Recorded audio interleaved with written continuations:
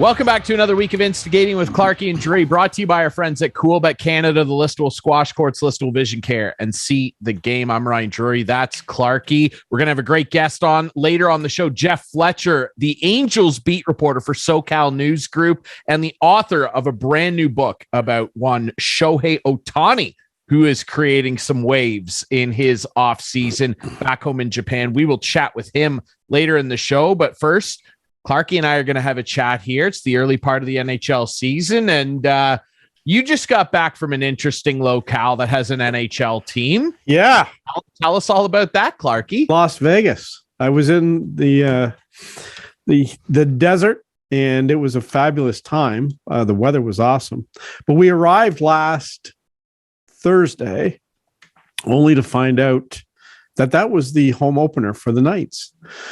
So we were looking at tickets and thinking we were going to go to the game. And we know what, one of those, when you look at StubHub and you see the tickets, you think, it's going to go down. Well, we blew it. We had tickets probably for around $70 and we thought they would come down more. No, they went up to like 150. So we didn't go to the game, but we went over to the rink and it was the most unbelievable atmosphere I've ever seen outside a hockey rink. Like, it was incredible. There was a parade going down. We sort of got in. We were like part of this parade with all the cheerleaders they have there and with the mascot. And like just outside the arena, there was like a DJ and music blaring, and it was just such a fun atmosphere. And of course, you think, boy, it would be nice to do in Toronto, right? But you get a bunch of suits, and what are they going to do? But it was fun. It was a great time, just even being outside the rink. Like, we hung around for about a half an hour, kept checking ticket prices. One scalper kept coming to me and dropped his price by $2 every time he came over. I'm like, dude, you're way off. So don't even bother. Who are they playing in their home opener? Chicago. Like, it was in Chicago. Oh, Chicago. Yeah, it was 1-0. Bad game. 1-0. I think the Knights won. So it might not have been a great game to go to, but who knows? Sounds a little boring to me. We just wanted to get in there and see the atmosphere, right? Because I've heard all about the Knights atmosphere, but yes. I should have called my friend Jen Millard, Darren's wife, who I used to work at Leafs TV with. Maybe she could have hooked me up with tickets, but it's too late now. Yeah, Darren, because he's still the in-game host on the broadcast host for Vegas. Yeah. Well, we miss him up here, but the trip was good. Obviously, you didn't gamble. You're not really a gambler. No, I'm not really a gambler. Went to see the king of all kings, Lionel, which went we were dancing on the ceiling all night long. So hello. So yeah, it was fun. It was good, but it was what you were looking for. Surprisingly, there's no masks down there. Like, I'm shocked. Not really. And we went to Fremont Street on Saturday night, and Jelly Roll was doing a free concert. Do you know Jelly Roll? I have no idea. Just Google that is. Some rapper. Anyway, it was wall to wall, like thousands of people in Fremont Street. I don't know if you know what Fremont Street, but it's the downtown. I'm aware of Fremont. It's a covered street, right? And I honestly did not have a good time whatsoever going to Fremont Street. It was like you couldn't move, no one with masks on, and I was just happy to get out of there alive, quite frankly. You were the old guy yelling at a cloud. You were having a bad time with the youngins. No, it wasn't like that. It wasn't like that, but it was this like music stinks. No, well, it did, but no, it just wasn't my scene whatsoever. Yeah. And surprisingly, I have a little sore throat and a cough and a stuffy nose. Not really a cough, but a stuffy nose when I got back. But I've tested negative. But I tell you, there's no, like, the airport, like my last experience coming back from Dominican was terrible. This one was awesome. Like, no problems whatsoever at the airport. Either going in and out, coming back. Yep. It was really quick. My question to you as well. I remember you were chatting with our friend Steve McAllister the last time we had him on, of course, of the Parlay Media Group. Did you end up shuffling over to Los Angeles at all? Were you? No, we didn't. We decided you didn't go to Cali. No, we went to the Grand Canyon instead, and that was quite the experience. It was it's a spectacular place, and it's the third time I've been. I've been at the West Rim twice now, South Rim once, but it's just breathtaking, and it was a great time going over there. And we just decided that we were not going to go to LA. So I've never seen it. I got to go. But since you were just there, I have to ask you, way down at the bottom of the Grand Canyon, did you see Matt Murray down there or a Maple Leaf logo? Because why? The way that it's starting to sound, I mean, the social media of Leafs Nation over the weekend, and look, Clarkey, like, let's just dig into this. We know what Leafs Nation's like, and honestly, I really want to get our friend Steve Dangle back on the show soon, because 4 games in, he's already having to post meltdown videos. Come on. In his 16th season, I believe this is 17th season of LFR. Boy, you would think that the sky was falling. This team's 2-2. They didn't have a good start last year. No, they didn't. They were also without Austin Matthews last year. Yeah, they were without Austin Matthews, and now I almost think it's just collectively louder. And I'd love your opinion on just Matt Murray. We talked with our friend Dark Guy a couple weeks before the season. He was confident this guy was going to screw it on straight. Yeah. Yeah. Ilya Samsonov has been okay. He wants to be known as Samsonov now, just so you know. Samsonov is Samsonov. Always changing their names. It's a broadcaster's dream. Samsonov, he's been okay, which is exactly the ceiling that I think he'll ever be. I mean, we'll see how that works. We'll see. Murray, obviously health concerns already. We're being confronted, or Leafs fans are anyway, with the ground zero of disaster scenarios with this guy. Like, what is your reaction? How are you feeling? Well, first of all, let me just say I haven't seen a game because I've been out of town. And last Wednesday, I graciously said I would go to a Michael Bublé concert, and I didn't know at the time that it was the Leafs season opener in Montreal, which they lost. But I haven't seen a game. So how is Bublé? Because quick side note here, this is news for me. How is Bublé? Well, he was fine. I'm into Bublé. Hey man, do you like Michael? Do you like the Bubbles? Yeah, I do like. So him. Yeah, he played Scotiabank Arena last Wednesday. And a month earlier, I was asked if I wanted to go to the concert because we were leaving for Vegas on Thursday. So we thought we'll go to the concert on the Wednesday and we'll stay over in Toronto and then just fly out, which was great. And then I realized it was the Leafs opener. However, Bublé was good. I guess at every concert he's been doing, he's been putting on a jersey. He does that a lot. Right. And I noticed the day before he was in Buffalo and he put on a Sabres jersey and he just looked at it and he was talking to the audience. And I know he said something about, like, I know there's a lot of people here from Southern Ontario. And he says, Leafs can suck it. So now let's turn the table 24 hours here. And now he's in front of a Toronto crowd. And he goes and he gets the jersey, a Leaf jersey. And he goes, this is only because I love my fans. And he put the Leaf jersey on.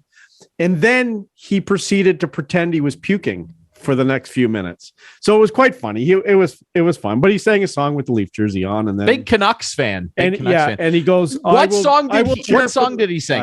I don't know. Did he sing It's a Beautiful Day, like to cheer everybody up, or what? I don't remember. Like with the Leaf jersey on, I don't know what song he sang. Maybe I took a video of it. I don't know. But okay. But it was fun. It was good. Like there's some songs I know, some I don't, but whatever. Bublé, Canadian legend, buddy. All right. I was expecting Christmas carols, but I didn't get any. So there you go. Yeah, he's a big Christmas guy. He's a big Christmas dude, and his albums like do well. Yeah. Like they do well. Unlike the starting season narratives of the Leafs again this year. So let's get back to that. Reasons. So Matt Murray. So Matt Murray gets hurt Saturday, I guess, in warm up. He's not available to play. He's out for 4 weeks. Everyone kept saying before that Matt Murray's got to stay healthy. It seems like right now things are crumbling around Kyle Dubas and maybe Sheldon Keefe as well, with a little controversy this past week too with his superstar players. You can explain that one, but like everyone said it, and Kyle Dubas is like, no, he's our guy. He's our guy. And then after game one, he gets hurt. It's interesting. And he's hurt in a practice, and on morning skate, the day of a game, he's supposed to start against Ottawa, and people are just really frustrated. And it came off the back too of his former coach, DJ Smith, saying the day before, basically, love the guy, good dude. He's just constantly hurt. And then lo and behold, he gets into one game. I mean, if you were taking the under, which I'm sure a lot of people were hammering the under on how long it was going to be before Matt was hurt. Geez, I don't think anybody maybe had it at a game, but you're right. This is a disaster for Kyle Dubas in a contract year. And, I think that we've talked at length with people, our friend Dark Guy, Steve Dangle, lots of people around the sport about Dubas and the work he's done. Some of it is bad luck. Like I'll chalk it up to bad luck. I'm not willing to do it with Murray because of everything we've known about him over the last couple of years and that salary. Now, but here, what I'll say is this Jake Muzzin thing is really unfortunate, and everyone was happy when they brought him in, and now it's getting near a point where this guy might not play again. Like, I don't want to write someone's career off, but this is a lot of injuries, and it's another neck injury. Now Murray's out. You got to lean on Samsonov and Shalgren. But here's what I don't understand either. Like, Samsonov plays against Ottawa, if I'm not mistaken, and they win Saturday night. Yeah. Why is Shalgren in net on Monday? They don't play until Thursday. I don't know. I don't understand. Such a good question. Like, I know it's Arizona, who hasn't lost in Toronto since 2002. Like, the Leafs have not beat this team. The Leafs cannot beat this team. Now, I don't Arizona State Coyotes. I hear a lot of people saying this Leaf team's like they're not going to go anywhere when they lose to a team like Arizona. And then you look, every team has those games. The Colorado Avalanche last year lost twice to the Arizona Coyotes. Yes, it happens. It happens, right? It happens. That logic's broken to me, but this leads into my next question for you, because our friend Steve Dangle, on his reaction video to that loss, in which, and I watched the game, and the Leafs were horrible. Like, sure, they were a joke. Like, the effort level was atrocious. Yeah. All of it. And we can get it if you want to, we can get into the controversial calls, but that aside, they didn't deserve to win that game. And so what I'd say again is, if you're going to bring up refereeing in a game like that, I mean, you're biting your nose to spite your face, in my opinion. Now, that said, they lose to Arizona, and it's bad logic to go 4 games in, we lose to this team. Oh, there's no way they're winning the Stanley Cup now, or winning a playoff round or whatever. That's silly. Yeah. However, for people that are overreacting in a sense, or at least expressing loud concern, I'll call it, I'm completely fine with it based on what we've seen. And there are people that are going, oh, you can't be overreacting with this team and whatever. And Steve Dangle's point in his video was, don't shame Leaf fans for being upset with what the Leafs do. It's the Leafs. They find a way to do this in one way or another through different points of the season, especially in the spring, all the time. That was kind of his point. Like, don't crap on Leaf fans for being upset that they lost to Arizona, who legitimately, hey, there are a couple good players on that team that I wouldn't mind on my team's roster. Sure. That on paper, which we know that phrase doesn't mean much in the grand scheme of things. On paper, atrocious roster, like a roster that no one would ever want to put together to try and win.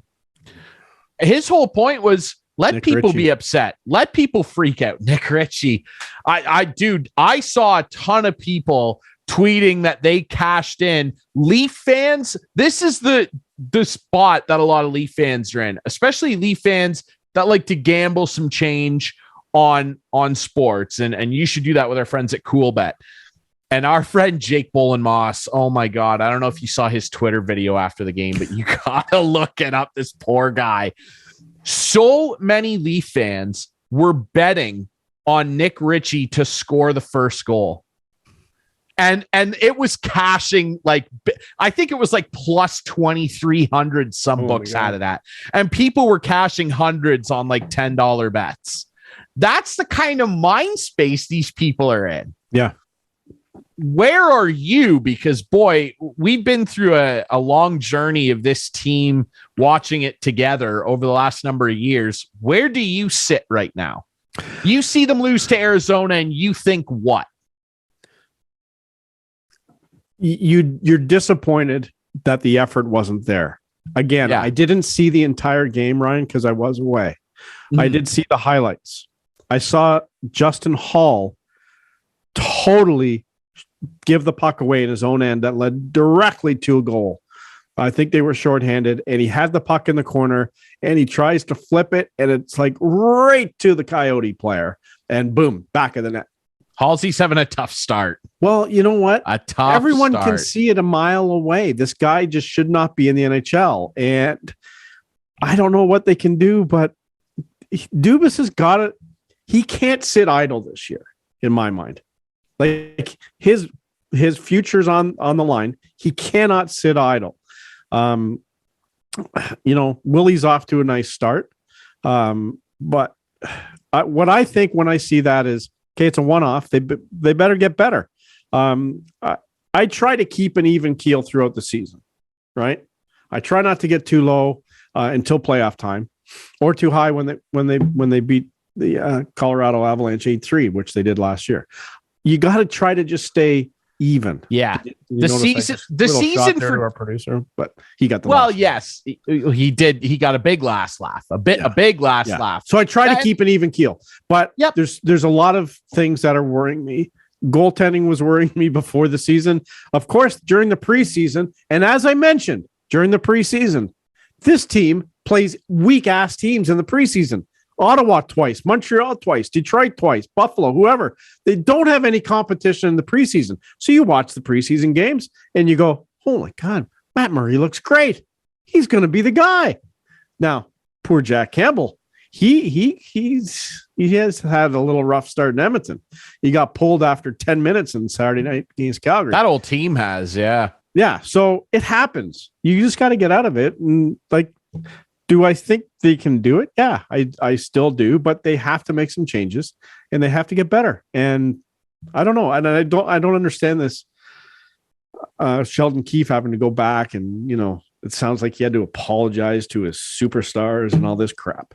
I don't know. Obviously, we're not in the room. We can't say for sure, but this whole story blew up after the Arizona game, and Sheldon basically said, and the quote is out there, well publicized. He essentially said, "Look, the big difference between us and Arizona is that we have elite players." Yeah, and taking that statement alone, and our elite players didn't make a difference tonight, they can. That was what he said, verbatim. And I don't have no problem with that. No problem at all.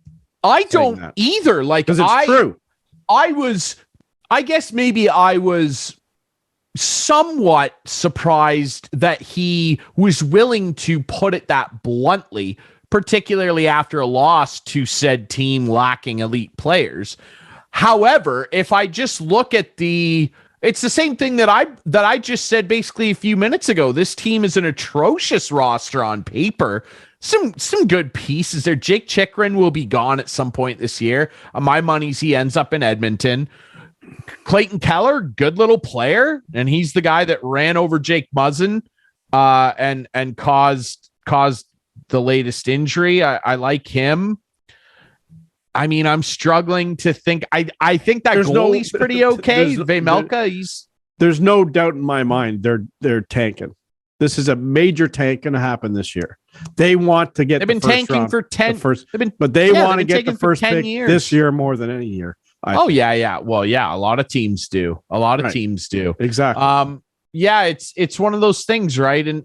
But just taking the quote at face value, regardless of the situation it was offered to us in, I completely agree. And I think most people do. I think everybody was like me, just kind of shocked, like, wow, he really went there. Like, you know, and some people found it disrespectful. I didn't, because Arizona and the way they run their organization's disrespectful the entire sport, in my opinion. So who cares if they're disrespected at this point? I don't. They're playing in front of 3,500 people or whatever. Who cares? But then we get this narrative the following day where they're talking to Mitch Marner, the media, and he goes, oh, yeah, Sheldon clarified with me what he meant to say and how it ended up coming out, and I'll just leave it at that. And so then people kind of took that and went, oh, so what? Sheldon had to walk his comments back and coddle these guys. Like, what's your opinion of all this? Like, I don't necessarily know that was the case. And again, we're not in the room, but people in the media are pushing this narrative now that, oh, they can't even criticize these guys. They're soft and whatever. It's like, I don't know, man. I saw this for a decade in Washington. I didn't think it was anything crazier than what, list them off, Bruce Boudreau said, Adam Oates said, Dale Hunter said, Barry Trotz said to the Ovechkin Capitals. Many similar comments over the years. I don't know. How did you feel about it? I just feel if they have a problem with what he said, this team is in trouble. Because they're I don't fragile. Disagree with that. Because if they actually fragile. have like if they actually had a problem with what he said. Yeah. Like, are you kidding me? Like, yeah, that was the truth. Like, to bang on quote. Worry me that there does seem to be some friction in there. And I don't know, like, when I watch the Mitch Marner's place a lot of times, and you know how I feel about this guy, Mr. Fancy Pants, as I like to call him, he's an unbelievable player. Mm-hmm. But you and I both know, and we were both told from someone very in a nice level in the National Hockey League that he doesn't think this team can win with Mitch Marner. And if Mitch was the guy crying about it, you know, when you get down in games, and then we saw it with this young Blue Jay team this year. This Blue Jay team, who blew an 8-1 lead, were crumbling mentally on the bench. And you just knew they weren't going to win that game because you could see it in their eyes. Every team faces adversity. And what I always told my girls when I coached ball, every team's going to face adversity. It's how you bounce back, which makes champions. And if you can't bounce back, if you can't say, okay, it was 8-1, now it's 8-5. We're still in this. Now we got another run. Okay, let's just shut the door. No, you could just see it. And you knew in the ninth inning of that ball game that they weren't going to do anything because they all were hanging their heads. They were hanging their heads when it was 8-8. When it was tied. When it was tied, they were hanging their heads. And if that Leaf team is like that fragile, you know, these teams employ all these mental geniuses now to work with their psyche and all that stuff. I'm telling you, they do. Sports psychologists. Yeah, exactly. Yes, is the proper term. Thank you. Geniuses. But like, who's the Leaf guy? Is there a Leaf guy? Do they have one? Do the Jays have one? Like, I'm sure they do. Well, then he needs to be the guy to tell the team, yeah, the coach has every right to say what he said. But it does, getting back to what I said earlier, it does worry me if, in fact, they had a problem with that, because that could lead down the road to, playing to get your coach fired and all that kind of crap that goes along with it. We saw it with Babcock. A lot of people said saw it with Babcock. A lot of people had the opinion that the Leafs were just trying to get Mike out the door, and then they get Sheldon in, who let's remember here too, right? And I, much like what Steve Dangle said with, hey, don't criticize the fan base for constantly being frustrated when all they're served up is reasons to be frustrated. On that similar vein, I don't blame Sheldon Keefe for expressing quite obvious frustration at losing to Arizona, because much of life, let alone sports, is a duality, Clarkey. There's two sides to every coin. One crowd likes to go, oh, it's October, it's early in the season, and that's valid. That's a valid point. But the other side of the coin is people, and I guess I'm probably more on this side of the coin, and you know this. I was on this side of the coin firmly with my team until they finally won.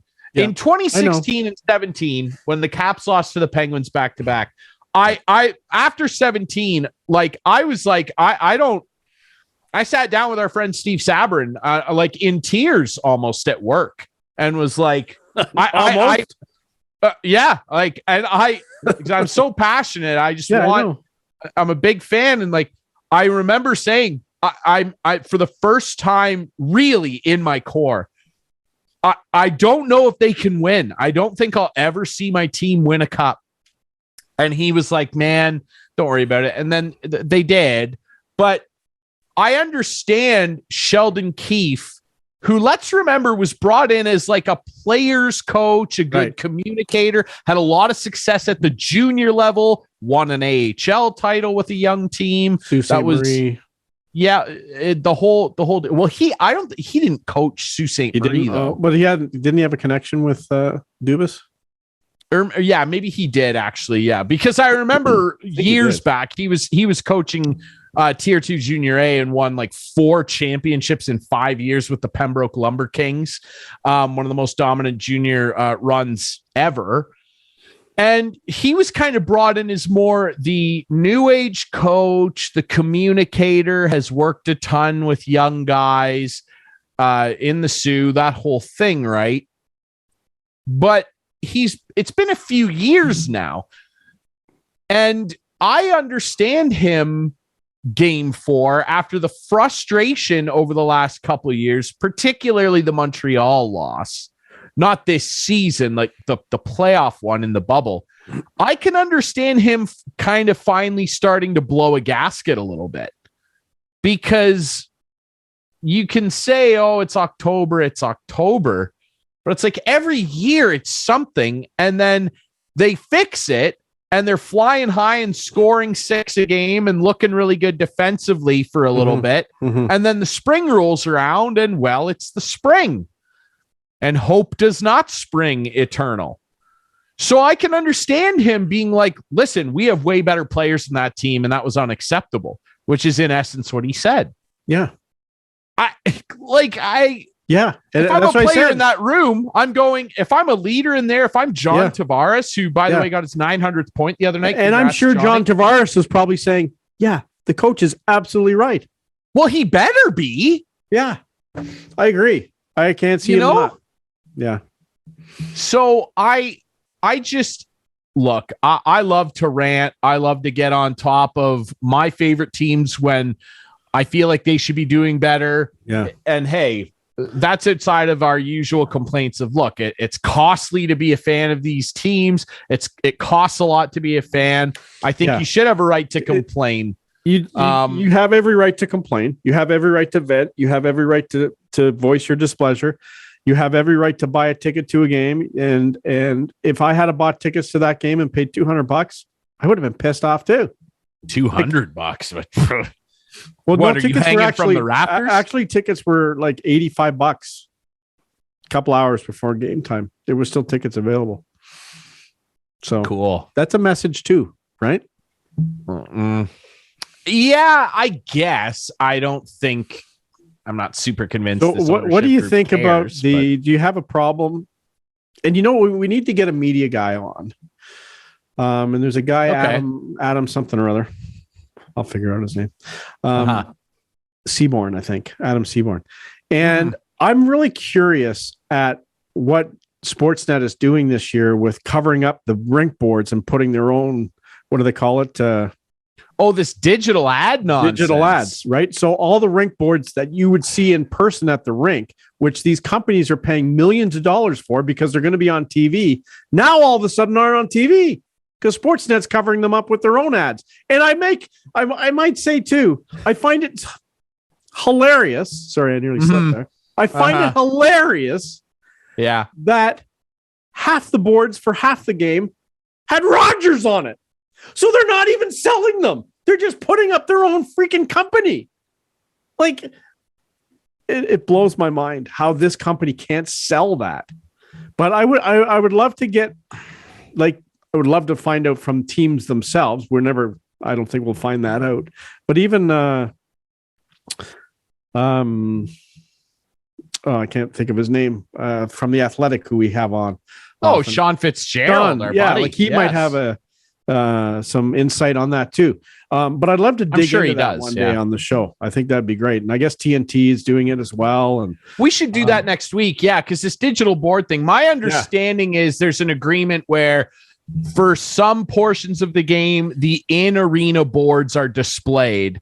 And then for a good chunk of the game, depending on the agreements with said advertisers, you see the digital ones, which, like, of course, typical NHL, the very first couple days, they're glitching and reflecting all wonky on the ice. And it's distracting. Like, of course, you know.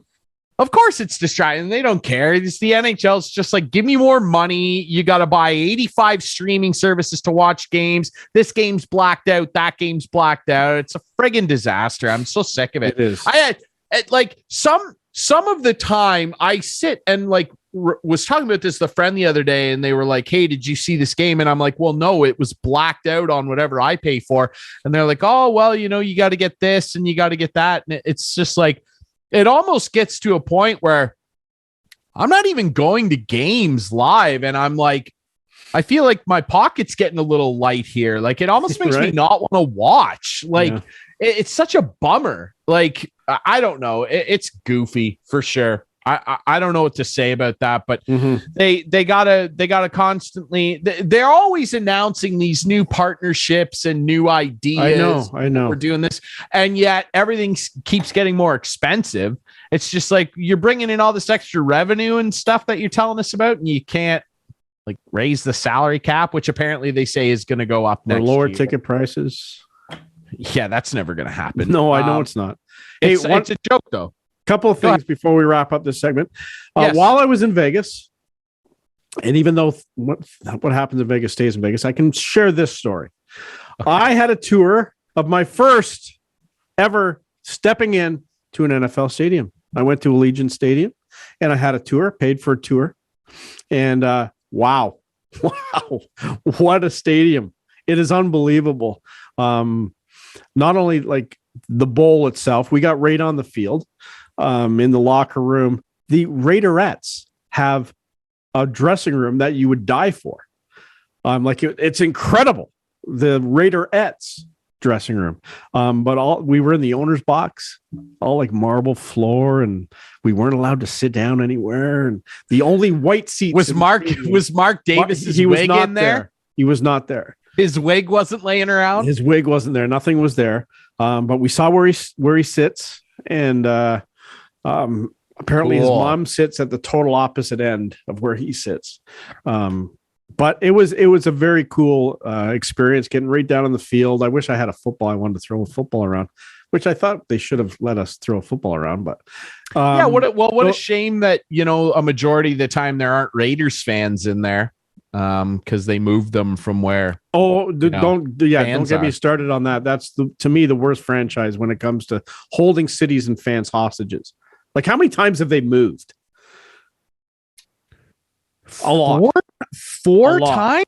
Way too LA, many. Oakland. But I tell you, this stadium is like it looks amazing. Like on TV, is amazing. The stadium looks incredible. It's like it's not for. And I actually kind of feel bad for the Raiders. Yeah, as a team, like their home games, depending on who they're playing, are like they played the Broncos a couple weeks ago, and like the stadium was orange. And you're like, orange? What do you mean? The Broncos, just Broncos fans. Oh yeah, like and it's like this is a home game. Yeah. And you can say the same thing really about the LA Chargers and everything. It's just like I know no one's here to watch the LA Chargers. The amazing part of the whole stadium in my mind is the real grass, which they wheel in and out. So when they're not playing, they wheel it outside to grow. And it's on a 4-foot platform. And when they wheel it out, they put artificial grass down. That's interesting. Yeah. Wow. And then they let it grow outside. They water it outside. And then the day before the game, they wheel it in and it's on tracks. They have to take all the artificial turf up and it's on tracks and it wheels in. I asked the tour guide, I said, why do they put this artificial turf down if nothing is played on it? But the UNLV Running Rebels play there, the football team. They play there. And they put it down for tours so that people who are having the tours can get the stadium looking the way it is. So they put it down. But yeah, it's really interesting that they wheel this real grass outside. It's on a 4-foot platform. So when we were there on the field, it was actually 4 feet below what it usually is for a game. And it's just on a huge, 100 yards by whatever. And they wheel it in and out. Kind of cool. That's interesting. Yeah. Wow. I wonder if they can wheel in and out some fans from Oakland to actually make it look like a Raiders game. I shudder to think of what like John Madden must be thinking, rolling his grave, looking at this. Like the black hole is gone. Like it really is a shame. Boy, it's tough to be a sports fan, isn't it? Yeah. All right, we'll take a quick hold on. Before we go, yes. Can I just add one thing? And I just want to give a congratulations to my daughter and her husband, Ryan, my son-in-law. Yes. I'm a grandpa again. Grandpa times two. So I went away for the week and I asked Jen, I said, can you please wait until I get back? So as I was getting on the plane on, what's today? Tuesday, I got the note saying, we're gone to the hospital. And I'm like, okay. So on the plane, I get the social media chat thing for $2.99 on the plane. So I'm keeping in contact with her. We landed at 8:20, 8:30. Carter, Dwayne, Christopher was born. Beautiful. So, congrats, sir. Everyone's good. And yeah, it's neat. So congrats to Ryan and Jenna. Absolutely. And of course, congrats, big guys. brother Riker. Can't forget Big brother Riker. Yeah. He's very sweet to Carter so far. So I haven't seen him yet. Excited. I might get over there tonight. Yeah, you might have to. Well, then let's get you out of here quick. But before we do that, we're going to take a quick break. And when we come back, we are going to chat with Angels beat writer and author of a brand new Shohei Ohtani book, Jeff Fletcher. That's on the other side of the break here on Instigating.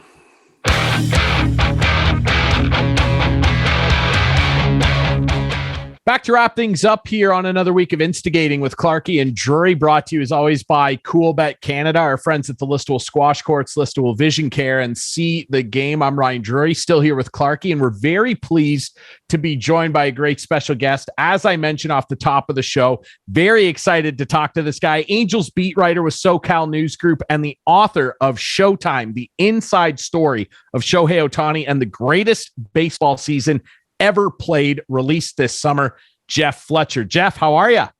I'm doing pretty good. How are you guys? We're doing very well, my friend. Obviously, covering the Angels must be almost like living in the Twilight Zone because they seem to be just perpetually trying to win and improve, yet the last couple seasons, they've enjoyed having two of the greatest, most generational talents in baseball history.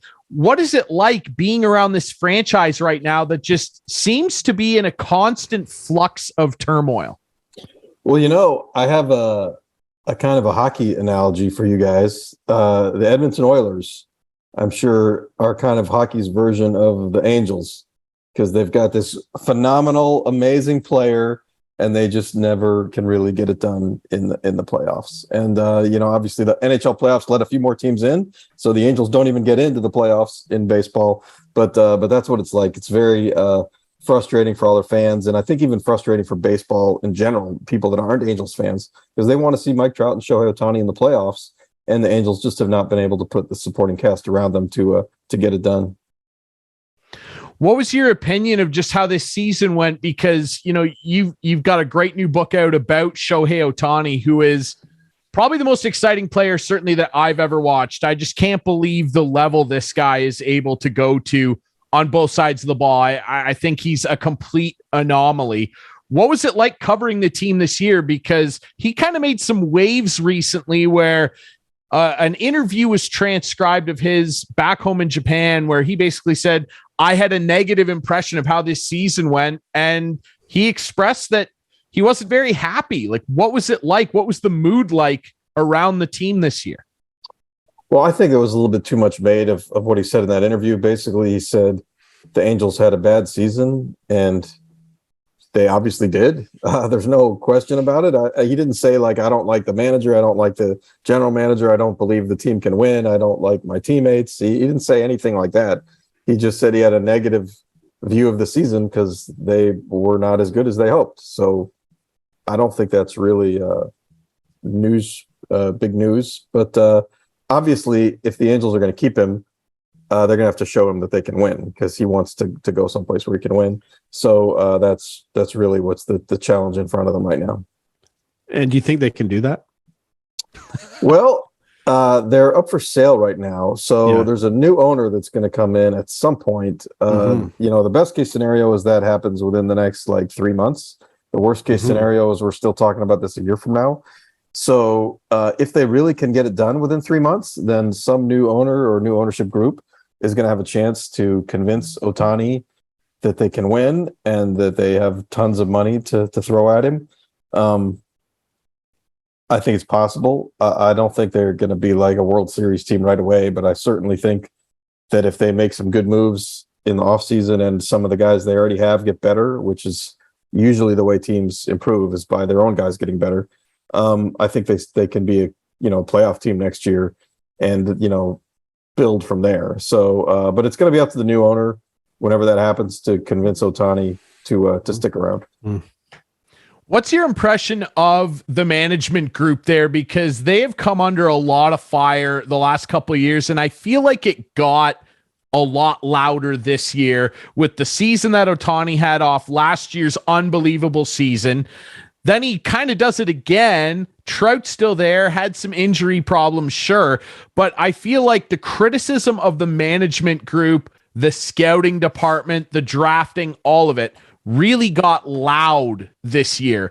What is your impression of how this team is being run from a baseball standpoint? And what would you maybe do to try and help this team start to finally turn a corner, Jeff? Well, it's gotten a little louder every year, basically. Every year that they have failed to win with these two generational players, there's more and more criticism that they are doing it wrong. And they would probably tell you, they'd tell you, yes, they have done it wrong in the past.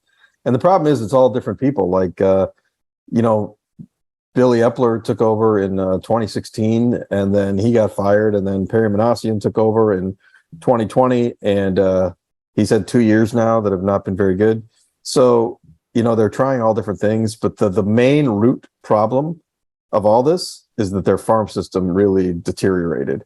They used to have a really good farm system. They produced, back in the Mike Scioscia era when they were making the playoffs all the time, there was a lot of homegrown players. And now they don't have that anymore. And so they have to go outside the organization to fill all these holes. And you just can't fill that many holes from the players who are available with other teams. Because there's not that many of them. And usually the ones that are available, it's because there's something wrong with them. They have injury, or they're too old, or they make too much money. So that's the pool you're picking from, and you just can't do it that way. So what they really need to do is really improve their farm system, which there's no quick fix for that. You just have to draft better. You have to have better coaches in the farm system. You have to have better nutrition for your minor leaguers. You have to have better technology for your minor leaguers. You have to do all that stuff. And they're trying. They believe that they're making a lot of inroads in that, but it just does not happen overnight. Is Ohtani in tune with the whole organization and just the things that you just said? And do you think he sits back and says, I don't know if we'll ever get there? I mean, we don't really know. He doesn't really say a lot of things to us candidly like that. Even aside from the language barrier, I think it's just not the Japanese culture for him to come out and, criticize his management. So I don't really honestly know how, deep down inside, if you gave him truth serum, like, does he believe the Angels can win, or doesn't he? Because he says, like, we have good players and we just have to play better and blah, blah, blah, blah. I don't know what he really believes, but there's certainly, they're certainly close enough that they should be able to be better. I mean, there's 6 teams in each league that make the playoffs now. Yeah. And they've got 2 really good players. They now have a starting rotation that's got some pretty good pieces to it. it's not impossible. They're not starting from, 100 loss team. They lost 89 games this year. So it should be possible for them to get to the playoffs and then build the farm system to make them, a consistent winning team. How fun is it to watch this guy day after day? Oh, it's crazy. You have to remind yourself how remarkable it is. And just that what he does is something that nobody else even attempts to do. Mm-hmm. And I think, this year we had this whole debate with Aaron Judge versus Ohtani for the MVP. And I think that honestly, it's only a debate because Ohtani did this last year and people already have taken it for granted. They go, yeah, sure. He's a two-way player. It's great. But look at what Aaron Judge did. Aaron Judge is the first guy to do whatever in like 60 years. And I keep thinking, well, Ohtani is the first person ever to do ever and ever, he was even better than Babe Ruth.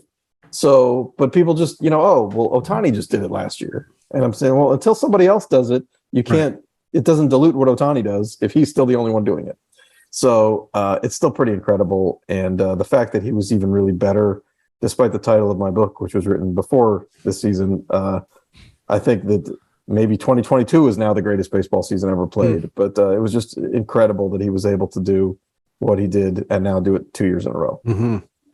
It is really remarkable. And yes, your book chronicles the MVP season. However, I think this year, the question that a lot of people had was, okay, great. He can hit for power. He's an unbelievable hitter, really, really solid pitcher, but can he keep doing this? And will the arm eventually fall off? And I think he, without maybe telling anybody, he probably heard some of that and went, oh, people think I can't keep the pitching up. Well, I'm going to come out and I'm going to have an even better season on the mound. He was, and I can tell you this confidently because I had him on both my fantasy teams.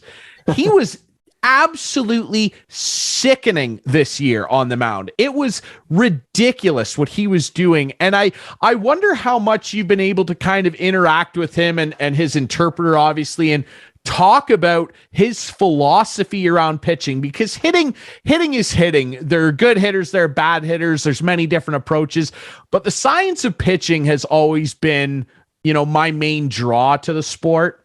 And I'm always interested to hear guys talk about how they develop pitches, their approaches in different situations. How much have you been able to engage with him at all about the way he looks at pitching? Well, I mean, one clear example of that is he never really threw a sinker, two-seam fastball at all until he threw one in a game in July, and then he kind of fooled around with it a little bit.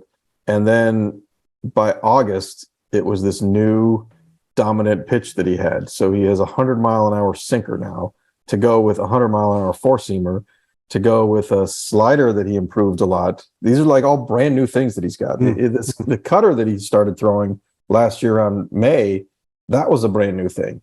So like when he came to the United States, he was a guy who threw a really hard fastball, which he didn't have great control over, and he threw a really devastating splitter. And that was pretty much it. And between then and now, he's just become this machine with like these 6 pitches that are all dominant all over the place. And he's learned to really dial down the velocity when he doesn't need it, which has helped his preserve his energy. Obviously, he's got to preserve his energy because he's hitting too, and keep him on the mound and keep him in games deeper. He used to have the problem where he was at 100 pitches in 5 innings, and now all of a sudden he's getting through 7 innings on 90 pitches a lot of times, and he's just gotten so much better as a pitcher, even from the start of 2021 to the end of 2022. That's one of the most impressive things about him. There seems to be a lot of writers here in Toronto anyway that cover the Blue Jays talking about potential trades and seeing if the Jays could ever get Ohtani. And I'm sure it happens in every major league city. But what is it like there with the Angels and your local writers? Is there a lot of chatter about possibly trading this guy? I mean, there's a lot of discussion even among Angels fans who think they should trade him because, fans of all teams are kind of cynical and skeptical, and a lot of them, they don't believe the Angels can turn it around within the next baseball season, and that at the end of 23, Ohtani's just going to walk away. So some of them think they should just trade him. Mm-hmm. But I think also some of them feel like some team is going to give them 6 prospects for him. And, there's only 1 year left on his contract. You're not going to get 6 prospects for him. You look at like what Mookie Betts, when the Red Sox traded him to the Dodgers, what they got, because it was 1 year left. It's good talent, but it's not like you're going to restart your franchise with a whole new team of young players. So I think that's kind of the dilemma. And also, as long as the team's for sale, I don't think the current management is going to be able to trade him or sign him to an extension. I think it's just going to be status quo. Let's get a new owner in here, see what he or she wants to do, and go from there. Mm-hmm. Yeah, it's a tricky time, eh? Well, it really is. And I mean, of course, Clarkey, us being up here in Canada, I'm seeing just the Twitter insanity take over, where I'm seeing these trade proposals getting written out. I'm just like, oh yeah, for sure. The Angels will just give the Jays Ohtani for Gurriel, some catcher, and like a 3rd rated, pitching prospect. Like, oh yeah, for sure. Like, let's sign the deal. It's interesting though, like how much, because when Ohtani came over, the common narrative was that he wanted to play obviously on the West Coast. It'd be easier for people in Japan to watch his games. How much do you feel that he has settled into the Los Angeles community and the Angels organization? Like, how comfortable is he there? Because that's a factor for a lot of people, including Mike Trout, who's not from California. He's from New Jersey, and he has said repeatedly when trade rumors swirled around him, I'm not going anywhere. I want to be here. What is your sense with Ohtani on a personal level in terms of his comfort level with where he's at? I mean, he's definitely comfortable. He likes the people. He likes the environment he's in. He gets treated very well. Basically, the team does whatever he wants at this point, because after, the team running the show didn't work for the first few years. So in 2021, they basically handed it over to him and said, you tell us how you think you should be used, and we're going to do that. And that's what they do. And that extends to, he's not going to do interviews with the media on all these days. And he's basically got like the perfect life for a baseball player here. But he still wants to win. So I think if you give him the choice and said, okay, you have the exact same chance of winning with the Angels or with the Mets, he would want to stay with the Angels. But at the moment that's not the situation, because right now the Angels are not very good. So I think that, if the Angels can just convince him a little more or show some more things to prove that they can be good, which they should be able to, then I think he would want to stay. But if he's not convinced, then I think he wants to go and win. I think, the thing that fascinates me so much about him, again, is just like how he's evolved so much as a pitcher, because it's easy to quantify and look at a guy when he swings the bat and get a good sense of what he's going to become, or at least consistently maintain as a hitter. Whereas pitchers, especially the way pitchers are handled now in the era of the computer and the pitch counts and everything like that, it's a little bit different. And I like that you brought up that sinker story. I mean, there was the story kind of floating around that he saw Clay Holmes, I believe it was, pump 101 mile an hour sinker past him when they were playing the Yankees. He liked the way the pitch looked. He struck Ohtani out looking, and Ohtani, there was a clip that John Boy tweeted out where Ohtani looked at the pitch and went, wow. And then all of a sudden he's throwing this killer sinker. I'm also an Oakland Athletics fan, God bless me.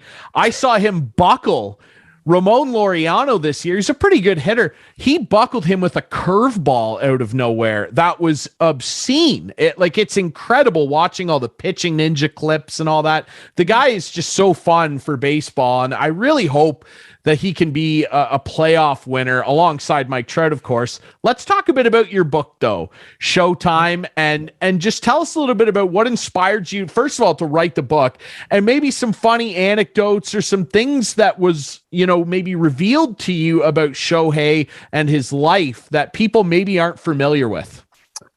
Well, I mean, I think the book basically just came to me literally when Shohei Ohtani picked the Angels, and I was already here covering the Angels, and Ohtani shows up and he's doing this historic stuff. And as he was doing it, it was pretty apparent somebody should write a book about this, because this is like a a season that literally nobody alive has seen. And, so it's basically, the book is the story of his baseball career, starting from when he was in high school all the way through the big leagues and how he got to be where he is now. And I think the most interesting parts of it to me are really the process that he went through to go from Japan to the major leagues, because it was really a kind of a unique circumstance because of the way the rules were and the way his age is that he qualified as an international amateur, just the same as like a 16-year-old Dominican shortstop. Mm-hmm. And so teams, all have like a hard cap on the money they can spend on those amateur players. So basically every team in baseball could afford him, is the point to that, which is the different from most times when like Matsuzaka came over or that kind of thing. They were basically big free agents, and like the big teams like the Red Sox would get them. But this guy's like this phenomenal talent, and every team in baseball could afford him. So basically every team in baseball tried to recruit him. And it was like a college recruiting thing where they couldn't just write the biggest check. They had to convince him that this is the best place for you to play. So that whole process, I think, was very interesting. And then beyond that, I just think that the interesting stuff is how he sort of remade himself as a player as he went through the big leagues. Like I mentioned to you, the way he was as a pitcher, in his rookie year, and then the way it changed in 2021 and even through 2021. At the beginning of last season, he walked like 9 batters per 9 innings. It was not good at all. And you were wondering, like, what's going to happen with this guy? Is he even going to make it through the year as a pitcher? And then all of a sudden he changed a few things, started throwing a cutter, cleaned up his mechanics a little bit, and just got on a roll. And just the ability to make those kind of adjustments on the fly is pretty remarkable. And there was also another thing as a hitter. His first spring training, he came over and he was terrible, really, as a hitter and a pitcher. But one of his problems as a hitter was he had this big leg kick, and he just could not coordinate that with the timing to hit major league velocity.